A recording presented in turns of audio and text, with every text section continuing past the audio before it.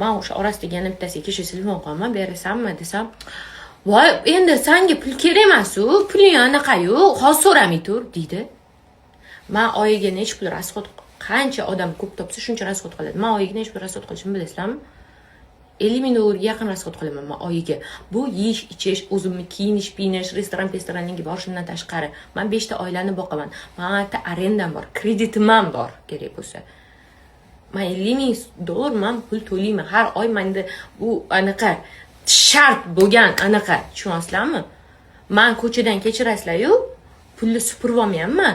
Men chet davlatlarga yetayot begona davlatlarga borib, o'tda ishlayman, charchab, bitta og'ir tovarlarni ko'tarib yurib, oyoqlarim ishib ketadi ko'p yurganimdan inakda. Aytganman buni oldin ham sizlarga. Mamti uni kiyganimdan keyin uni kiygach reklama qil, nimadir qil, mamti tuni bilan syomkalar kechirasizlar.